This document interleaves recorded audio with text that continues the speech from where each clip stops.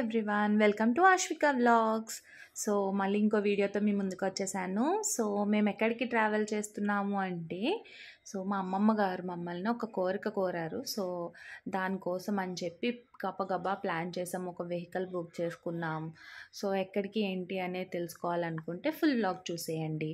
So early morning ఇలా పచ్చని చెట్ల మధ్యన ట్రావెల్ చేస్తూ ఉంటే అబ్బబ్బా భలే ఉంది.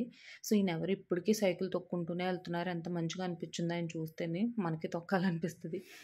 సో మేము పట్టిసీమ వచ్చామండి. సో మా అమ్మమ్మ గారు పట్టిసీమ తీసుకెళ్ళమని అడిగారు.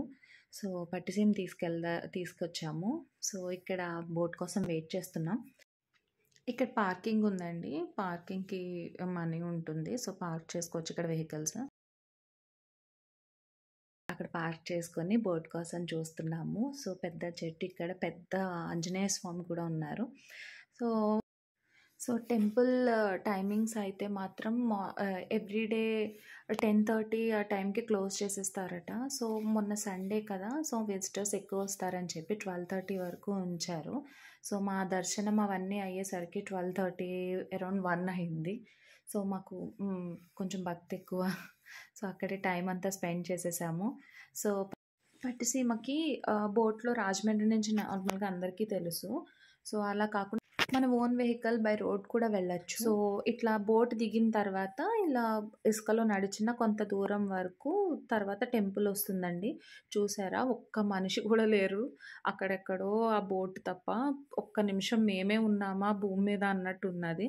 కొద్దిగా భయం కూడా వేసింది, ఆ ఇసుకలో ఏమన్నా వచ్చినా పరుగులెత్తలా పోయాము. సో చూసారా, టెంపుల్ అక్కడ ఉంది. సో పరిగెత్తేంత ఓపిక కూడా రాలే. పిల్లలు లగేజ్ ఎక్కువ ఉండే, ఎందుకంటే అక్కడ ఏం దొరకవు. అంతా మేము ప్యాక్ చేసుకుని వెళ్ళాం. మా మదర్ ప్యాక్ చేశారు అన్నీను. సో మా అమ్మమ్మ గారికి టెంపుల్ అని అనగానే ఇంకా ఆవిడకి ఓపిక వచ్చేసింది, వెళ్ళిపోయింది. మాకన్నా ఫాస్ట్గా ఆవిడే వెళ్ళారు. సో ఇక్కడ టెంపుల్కి వీరభద్రస్వామి టెంపుల్. సో దీనికి స్టోరీ ఉందండి. సో పూర్తి స్టోరీ నేను ఫుల్ లాక్ చేసి పెడతాను. సో ఈ భద్రకాళి అమ్మవారిది చుట్టూరు టెంపుల్స్ ఉన్నాయి. సీతారాముల వారి టెంపుల్, ఆంజనేయ స్వామి టెంపుల్. సో గుడి చుట్టూరానే ఉన్నాయి, పెద్ద దూరం కూడా వెళ్ళక్కర్లేదు. సో అవి కూడా చూసుకొని మనం స్టార్ట్ అయిపోవచ్చు. సో వాటర్ అయితే మనకి ఇక్కడ ఏం దొరకవు, మనం ప్యాక్ చేసుకొని వెళ్తే మంచిది. సో వాటర్ అయితే నాకు చాలా ఇష్టము. అది సముద్రం అయినా ఇట్లా రివర్ అయినా, నాకనే కదా అందరికీ బాగా ఇష్టపడతారు కదా. సో కాసేపు టైం స్పెండ్ చేయొచ్చు, పిల్లలతో మంచిగా ఉంటుంది. మా దర్శనం అది బాగా జరిగింది.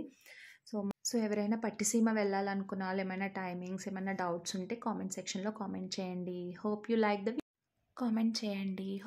The video. Bye bye.